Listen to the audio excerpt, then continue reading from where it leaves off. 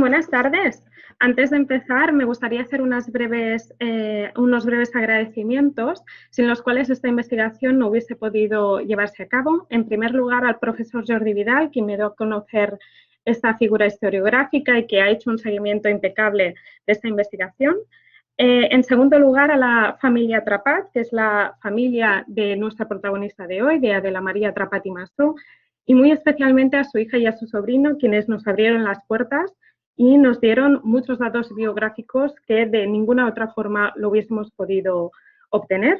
Y finalmente, como no puede ser de otra forma, a la organización de Voces in Crescendo, dirigido por la doctora Margarita Díaz Andreu, por ofrecernos este espacio para presentar esta comunicación. Bien, esta es una investigación bicéfala que he realizado junto a Laia Perea, y versa sobre la figura historiográfica de la doctora Adela María Trapat y Masó.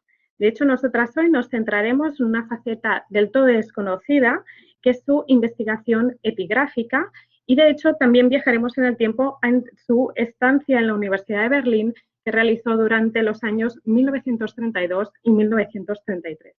Asimismo, presentaremos una documentación inédita, que es un trabajo epigráfico de diferentes inscripciones que ella realizó en Lleida durante estos años que estuvo en Berlín.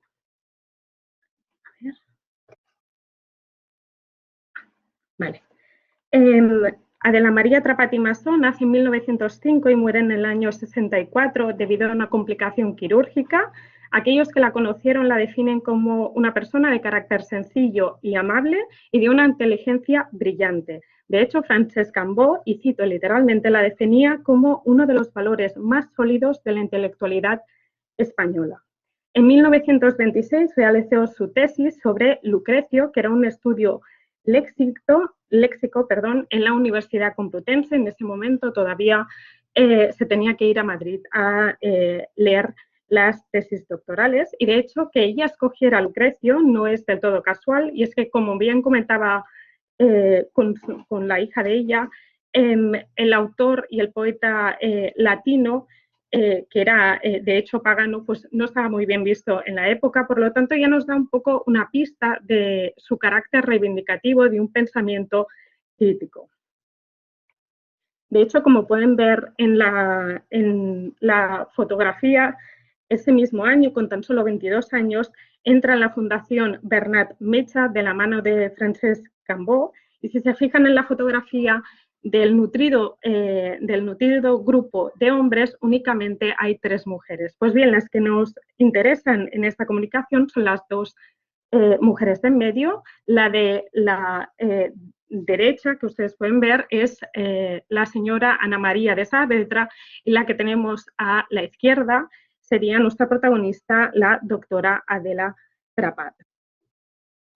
Justamente en ese año, ellas traducen por primera vez al catalán las Metamorfosis de Ovidio, y fue un hito en la época, y de hecho la prensa local se hizo eco de ello.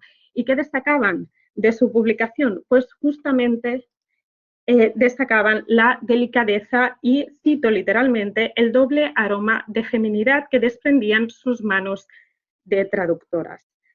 Si bien es cierto que afortunadamente todas estas reseñas que se hacían concluían que era un trabajo brillante, también, y lamentablemente, y de hecho esto ustedes lo pueden ver en la pantalla, también concluían que sería mejor que una fundación como la Bernat Metge, que era una fundación tan seria y célebre, pues sería mejor que a partir de entonces que las mujeres no volvieran a traducir. Pero de hecho lo hicieron tan bien que, si se fijan también en la parte izquierda de su pantalla, pueden ver la última edición que ha hecho la Fundación Bernat Metge del año 2020, en el cual, si ven en la parte inferior, vuelven a contar con la traducción al catalán de Adela María Trapat y Masó y de Ana María Saavedra. Por lo tanto, concluiríamos que las reseñas y esa valoración de un trabajo impecable, más allá de estos comentarios sexistas, pues sin duda tenían razón. En el año siguiente, la doctora Trapat, Adela María Trapat y Masó, gana el número 1 en las exposiciones de catedrática de instituto, Y, de hecho, lo que les muestro en pantalla es, en la parte derecha, pueden ver una noticia nacional en la cual explican la obtención de Adela Trepat de esta cátedra de francés, pero es que el hecho es que ella obtuvo el número 1. Pues bien, la prensa española decidió no notificarlo. Sin embargo, la prensa regional, la que tienen en la parte izquierda de la pantalla, sí que notificaba esta brillante posición, el número 1.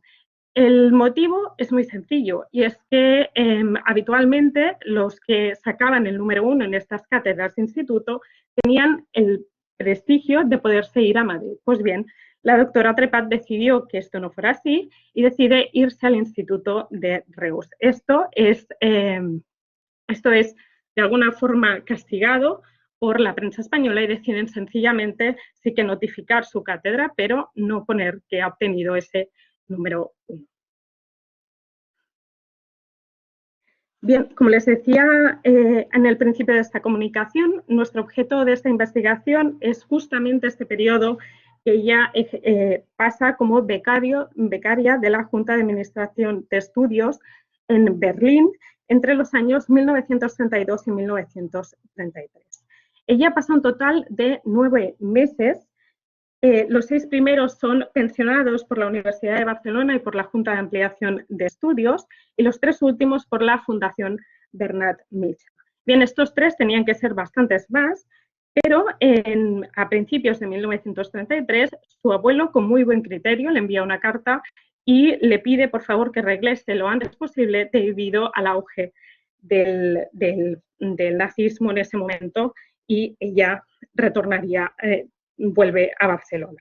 Bien, gracias a la entrevista que ustedes pueden ver en pantalla, es una entrevista que Adela Trepat concede en el año 1930 al periodista Joan Vayreda, hemos podido saber quiénes fueron sus profesores, qué cursos realizó, con quién trabajó, qué publicó y sobre todo cómo se sentía ella.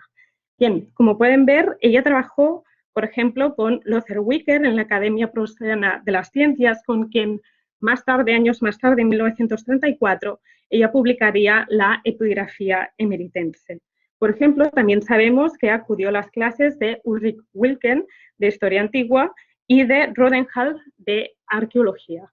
Pero sin lugar a dudas, el profesor que seguramente más le marcó es el profesor Ernst Galinschek, con quien realizó un curso de inscripciones latinas en el seminario románico. Pues bien, la doctora Trepat destacó de tal manera que el profesor le pidió, por favor, colaborar en la elaboración del Corpus Inscriptionem Latinarum, y ella tenía que encargarse del territorio de Cataluña. De hecho, el trabajo que les presentaremos a continuación pues, se enmarcará justamente en esta colaboración que ella tuvo con el profesor Ernst Galinschek. Una de las cosas que más nos preocupaba o que más curiosidad nos producía era saber cómo fue su estancia, porque recordemos que esta estancia se encabe entre 1932 y 1933. Ella en aquel momento era una mujer soltera, y una de las preguntas que más me preocupaban era saber si ella obtuvo ese apoyo de su familia, y tanto su hija como su sobrino me confirmaron que sí que lo tuvo. Sí que es verdad que tuvo un poco de oposición por parte de un tío suyo que era sacerdote, pero la verdad es que se lo hicieron bastante fácil. Su estancia en Alemania, como ella misma explica, de hecho le sorprende porque fue una estancia provechosa y agradable. Ella imaginaba que sería aburrida, pero le da las gracias al profesor y doctor Bosch Impera, porque le hizo una serie de cartas que ella entregó a ellos a los profesores, y cito en palabras suyas: todos ellos rivalizaban en obsequiarla y tenerla a comer en su casa, llevarla a los teatros y acompañarla a hacer excursiones en los días de fiesta. Yo conservo un recuerdo muy amable. Esto es debido a la cuestión de Glöckner, que en ese momento, cuando estaba Gimpera en Alemania, pues le da mucha popularidad. Y gracias a ello, pues Adela Trepat tuvo esta estancia tan por hechos allí. De hecho, ejemplo de ello es la fotografía que les presento, que pueden ver ustedes en pantalla. Es un ejemplo de su rica vida cultural en Berlín, y esta es una visita que hicieron diferentes estudiantes españoles a la Embajada de España en Berlín, y si se fijan en el centro de la fotografía pueden ver a nuestra protagonista, a la doctora Trepat, conversando con el célebre medievalista y también embajador español allí en Alemania, Américo Castro. Bien, les decía antes que les íbamos a presentar una documentación inédita. Esta documentación la hemos encontrado en el archivo de la Junta de Ampliación de Estudios de la Residencia de Estudiantes. Se trata del expediente 144 y 185 y se tratan, de hecho, de dos trabajos. Aquí únicamente les presentaremos el segundo, pero el primero es un estudio del poema funerario de Julius Statutus en Tarragona y que está en Alemania y que de hecho actualmente estamos trabajando en él y está a punto de publicarse. Bien, el segundo, que es el que nos ocupa hoy, lo titula la doctora Trepat como las nuevas inscripciones de Lérida, consta de 11 páginas, ciertamente es una transcripción que ha sido muy fácil de hacerse y ella lo envía el 9 de febrero de 1932 en Berlín y lo envía a la Junta de Ampliación de Estudios para justificar la pensión que estaba recibiendo. Como decía, es un trabajo epigráfico y consta de 5 inscripciones y un miliario. Estas inscripciones fueron encontradas en octubre de 1926 con motivo de la construcción de la estación del norte de Lleida, que se encontró una basílica paleocristiana. Estas 5 inscripciones, que son 4 pedestales y una tégula, son previamente estudiadas por el profesor del Instituto de Lleida, Roca i Etjós, y tienen un gran valor ya que en ese momento el territorio tenía un escaso fondo epigráfico. Debido al poco tiempo que tenemos, únicamente hemos querido destacar estas 3 debido al alto interés de sus anotaciones. Por ejemplo, la primera y la segunda inscripción, la primera es la que pueden ver en pantalla, se tratarían de 2 pedestales que son encargados por una mujer, Marcia Tempestiva, a sus 2 hijos. Estos 2 hijos, la primera es Sempronia Tempestiva, que es la que ven ustedes, y la segunda es a Gaio Marcio Masclo, quienes serían, como decía, sus 2 hijos, pero seguro que se habrán dado cuenta y es que tienen una diferencia de cognomen. Pues bien, esta diferencia de cognomen que se sumaría junto a la ausencia del nombre del padre y el hecho que fuera una mujer, Marcia Tempestiva, quien encargara estos pedestales, pues Adela Trepat concluye de forma bastante brillante que se trataría de un hijo ilegítimo de esta mujer, Marcia Tempestiva. De hecho, han habido trabajos posteriores, por supuesto, que han trabajado y analizado estas inscripciones. Entre ellos, o el más notable, yo diría, es el de las inscripciones romanas de Cataluña, concretamente el volumen 2, que es el que hace referencia a Lleida, y que lo realizan Marc Mayer e Isabel Rueda.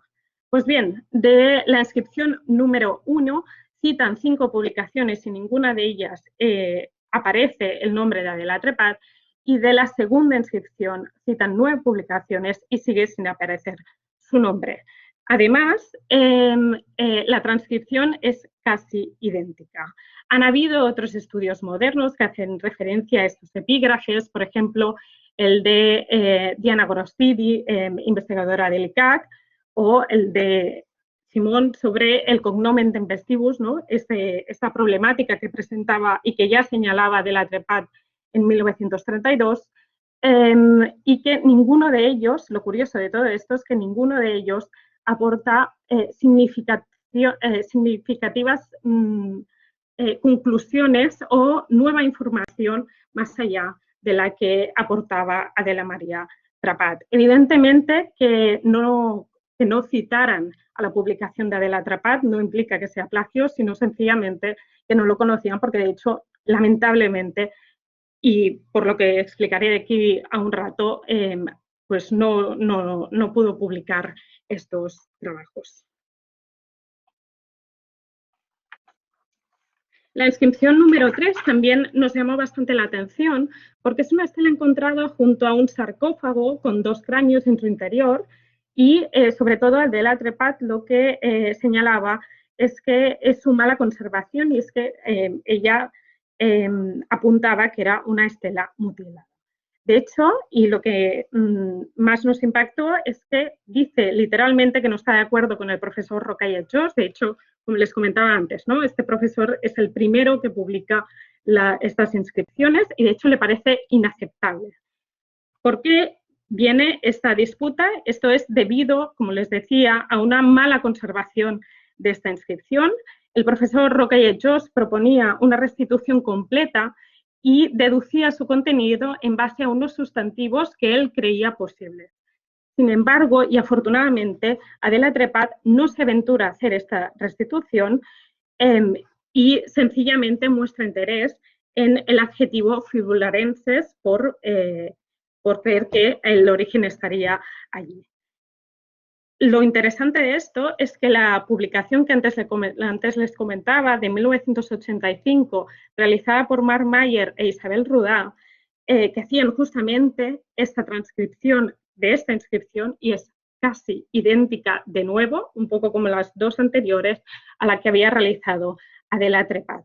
De nuevo en su estudio no aparece citada, pero de aquí, ¿no?, que se vea claramente el brillante trabajo de Adela Trepat, que de hecho era reconocido por todos sus compañeros y compañeras.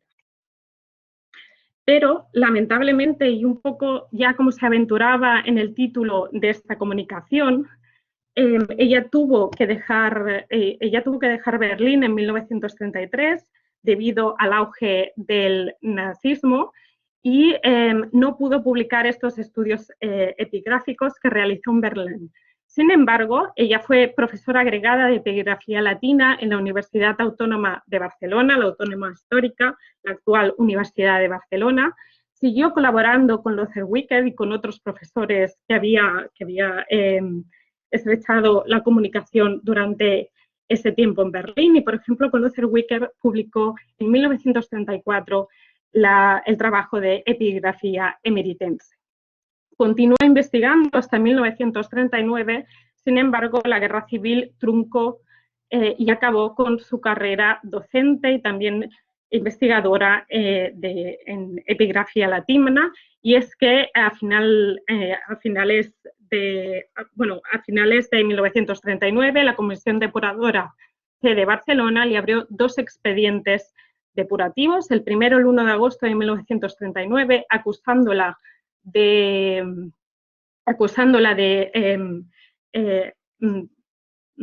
pertenecer a la UGT, y el segundo en diciembre de ese mismo año, acusándola también de política catalanista y de ser una persona altamente peligrosa. Esto hace que ella tenga que despedirse para siempre de la docencia universitaria. Lamentablemente, para todos nosotros también se despidió de la investigación. Y al final el franquismo y la guerra civil acabaron para siempre, como decía, ¿no?, de esta investigación epigráfica. Sin embargo, y me gustaría resaltar como algo muy positivo, su investigación de las inscripciones de Lleida, que hoy les hemos presentado, o también el otro trabajo que estamos a punto de acabar y que vamos a publicar sobre Tarragona, no han sido superados en la actualidad. Quiero recordar que fueron realizados en 1932 y que, sin lugar a dudas y lamentablemente, nos perdimos, tal y como rezaba el título de esta comunicación, una gran epigrafista. Y ahora sí, nada más. Muchas gracias.